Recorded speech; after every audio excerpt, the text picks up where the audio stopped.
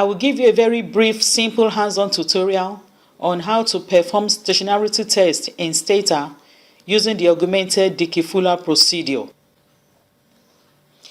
If you're using a time series data, it's important for you to perform stationarity tests on those series to be sure that they are indeed stationary. Because if they are not, you may run foul of running spurious regressions. If your series are not stationary, it simply means that they do not exhibit mean reversions.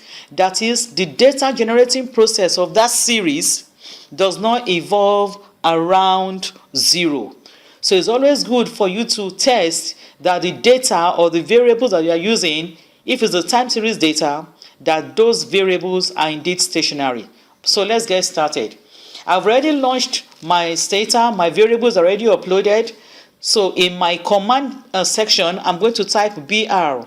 BR simply means browse. So let's browse to see what I have here for this simple tutorial. I'll be using a quarterly data set from 1970 quarter 1 to 1991 quarter 4. So in total, I have 88 observations. For this very simple tutorial, I'll be limiting the variables to just two. That is PCE and PDI. PCE is a personal consumption expenditure and PDI is personal disposable income. I've already created the log formation of these two variables because in their levels form, they're in billions of dollars. So I've created their log form and I've also created their first difference notations. Before you start running your analysis, it's always good to set Stata to perform time series by typing tsset.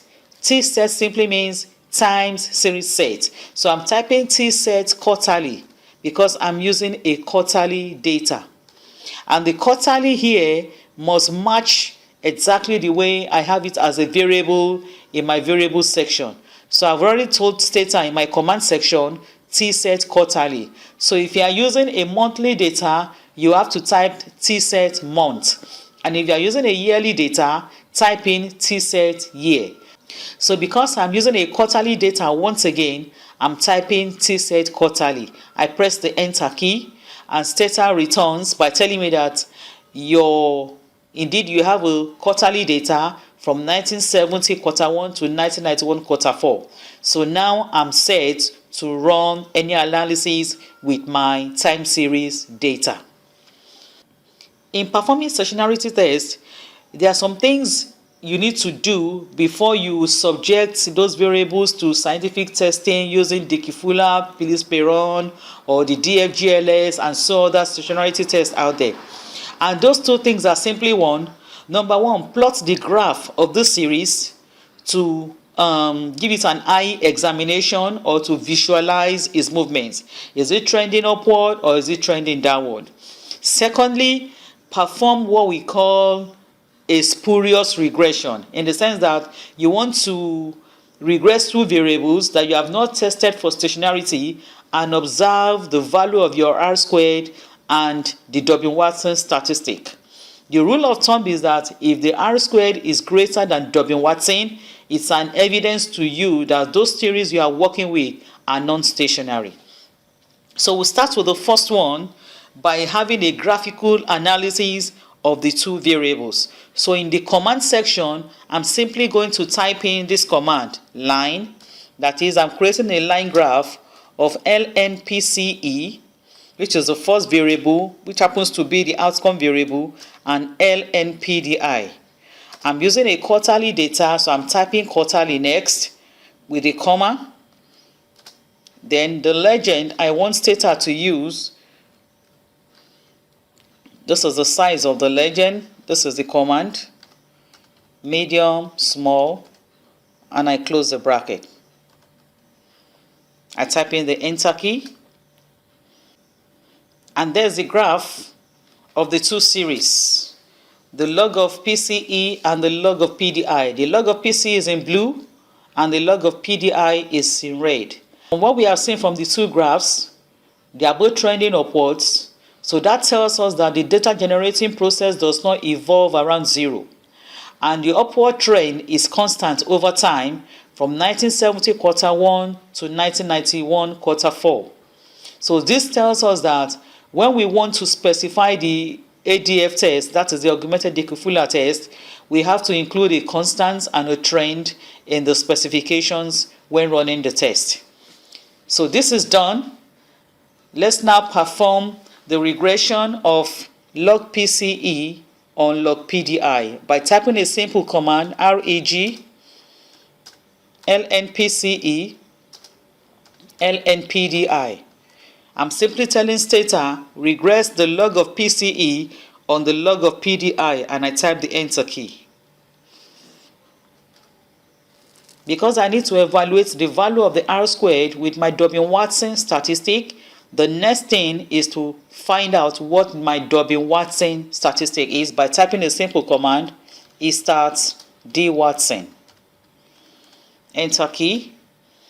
And there is my Watson statistic at 0.57.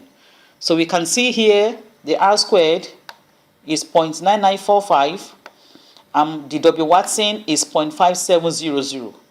Remember, the rule of thumb is that when the R squared is greater than Watson, it's an evidence to you that the series you are working with are non-stationary. And this regression is spurious. The outcome of this kind of regression cannot be used for hypothesis testing. It cannot be used for forecasting or for prediction.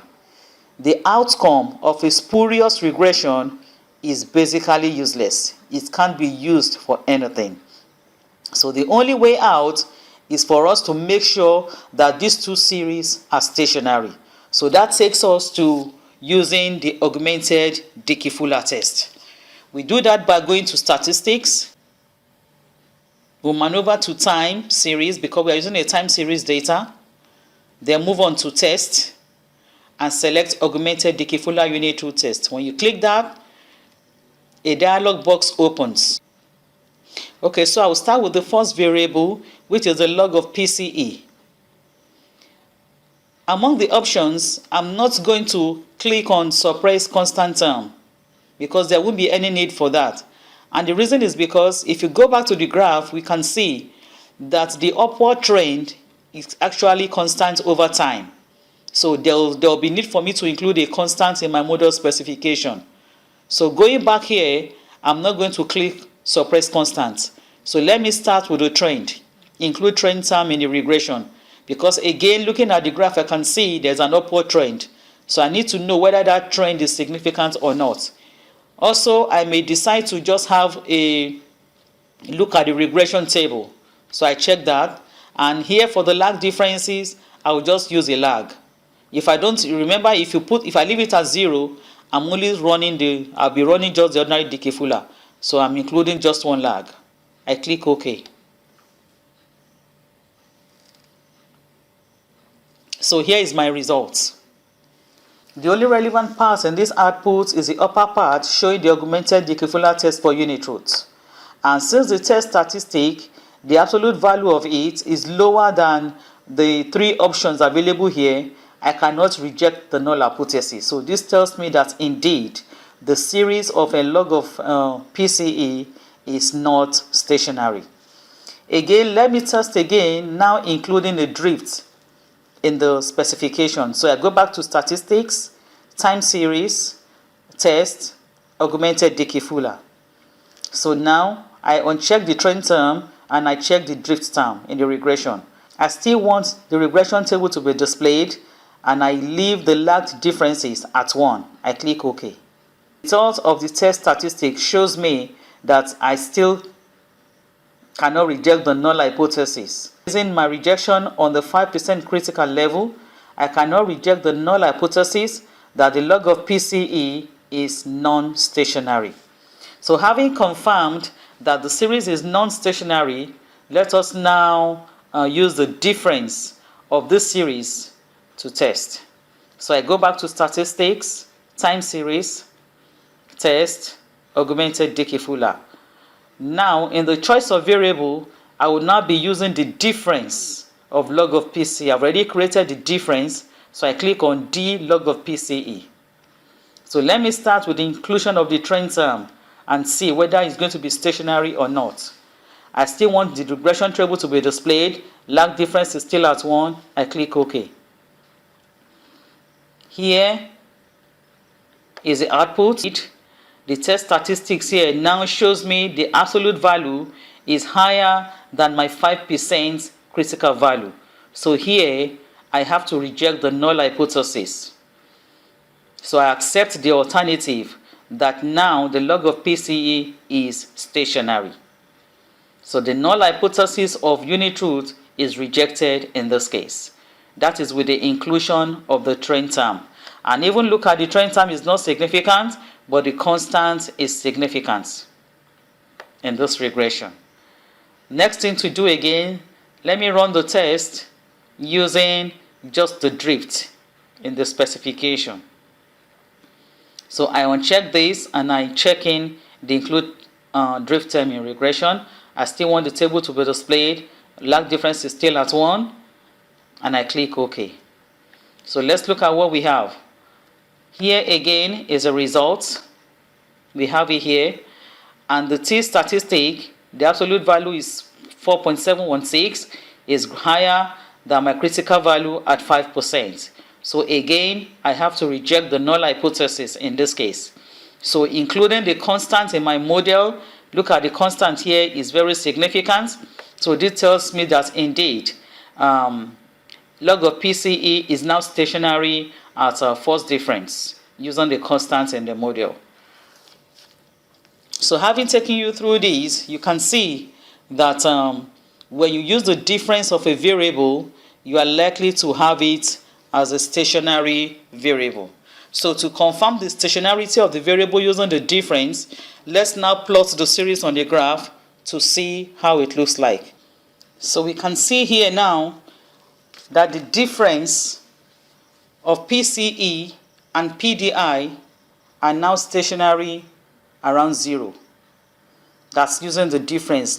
D ln PCE is what I used, and D ln PDI. So the difference of these two series are stationary around 0. Thank you for watching. Subscribe for more videos from CrunchEconometrix. Visit our website and our blog to have an update on the tutorial that we have just done.